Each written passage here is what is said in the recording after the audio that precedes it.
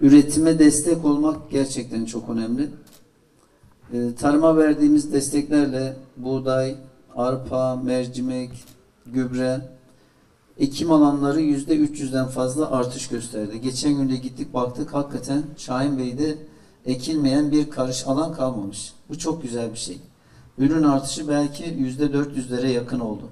Bunda kim kazanıyor? Çiftçimiz kazanıyor. Kim kazanıyor? Ülkemiz kazanıyor. Hele şu pandemi sürecinde gıdaya erişim gerçekten çok önemli bir hale geldi. Üretimimiz ne kadar fazla olursa hem ülkemiz kazanacak, hem çiftçimiz kazanacak, hepimiz kazanacağız. Arıcılara destek verememiştik şimdiye kadar. Kısmet bugünmüş. Bugün de arıcılarımıza destek vermenin mutluluğunu yaşıyoruz. 132 tane arıcımıza arılı kovan vereceğiz. Her birine 1 milyon arı mor olacak. 132 arıcımız olduğuna göre 132 milyon arı olacak toplamda. Yanlış hesap yapmadık değil mi? Evet. Evet, biz ihtiyacı olanları destekliyoruz. İnşallah kovanlarımız da tırın üzerinde maşallah buraya numune koymuş arkadaşlar. Allah hayırlı mübarek eylesin. Bereketli olsun inşallah. Arılarımız iyi çalışsın. Hem arıcılarımız kazansın hem de ülkemiz kazansın. Allah hepinizden razı olsun. Gecenin bu vaktinde sizleri buraya topladık. Emeğe geçen bütün arkadaşlarımıza ayrı ayrı teşekkür ediyoruz. Hepinizi saygıyla, muhabbetle selamlıyorum. Tarım kombine bir olay Sayın Başkanım. Mesela bizde fıstıkta fos çıkıyor diyorlar. Erkek çiçekle, erkek fıstıkla dişi fıstığın açım zamanları çok farklı. İşte bu noktada bu canlılar devreye girecek. Sadece bal üretmekle kalmıyor bunlar doğada. Ayrıca tozlanma ve döllenmeyi sağlayarak ciddi manada meyve kalitesini de etkileyen canlılar.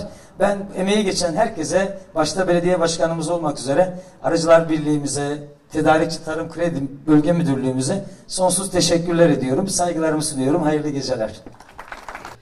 Değerli arıcılarımız, bugün sizlere dağıtılan bu kovanların her birinde bir tane ana arı, ortalama 25.000 tane işçi arı civarında arı bulunmakta.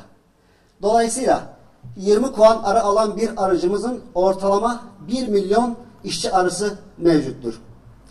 Eğer sizler bu arılara iyi birer patron olursanız 1 milyon işçi arı Başkanımız Sayın Mehmet Tahmazoğlu sayesinde emrinizde çalışarak doğanın en değerli gıdalarını kovanlarınıza taşıyacak, bedeninize sağlık, aile bütçenize katkı, ülke ekonomisine katkı sağlayacaktır. Ben burada başkanımıza ayrıca çok teşekkür etmek istiyorum. Sayın Belediye Başkanımız gerçekten her şeyde bize öncülük yapıyor. Gerçi Türkiye'de öncülük yapıyor. Yani bırakın artık Antep değil, Türkiye. Onun için kendisine tekrar huzurumuzda teşekkür ediyorum.